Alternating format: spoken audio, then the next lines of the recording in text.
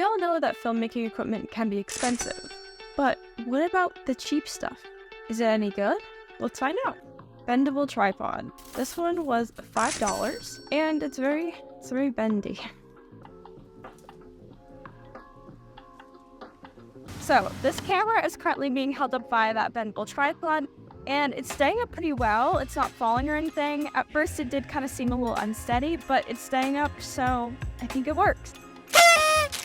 This is a light, and it was $3. So for the camera light, I wasn't actually able to get it to work.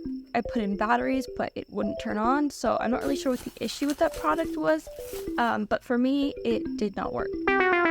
Next thing is this camera. This was the most expensive item at $30, but it feels pretty nice, like it's definitely plasticky, but I'm interested to see how the quality looks.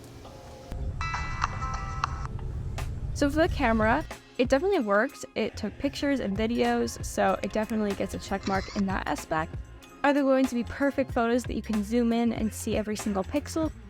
Probably not. I tried zooming in a few times in the built-in zoom on the camera, and this is one of the pictures. So at least as far as I could see on the camera, it's not going to be 100% clear, but it definitely has a nostalgic feeling.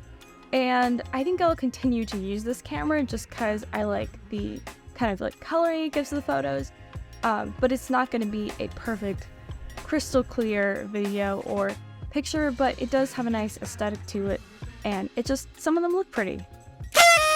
The next thing is this handheld stabilizer. It was $11, and it's pretty sturdy. You hold it like this, and then you can attach a light or microphone up here, and then attach your camera down here. I liked that it had a bunch of different locations where you could mount your camera on there, and it feels sturdy enough where you could put a heavier DSLR or basically any camera that you wanted on there. And overall, I think that product was also successful. Next is in here. This is a reflector, and it's used to reflect light for photos and videos and stuff, and it was $2. I tried a couple test shots with the reflector, and overall, I would say it works.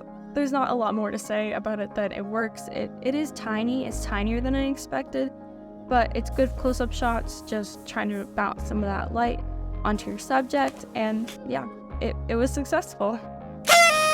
The next thing is this tripod.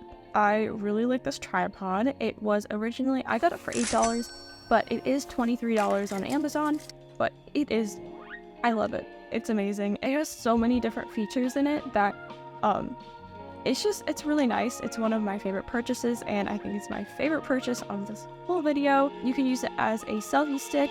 There is actually this little remote here, which you can Bluetooth connect to your phone, and you can take pictures or take video with it. There is this mount that you can attach on top that you can put your phone in, but you can also take it off.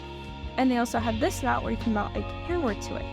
I wouldn't mount a big camera to this just because it will get unsteady if the camera's too heavy, but if you have a light camera, you can definitely attach it to this, and it gets fairly tall. I would say average height for a tripod, and then you can use it as a very long selfie stick. And then this bottom right here turns into the base. I love it for traveling. It gets so tiny. Overall, it's nice. It gets pretty tall, and I would definitely recommend it. So let me know if you would try any of these products, and have a great day.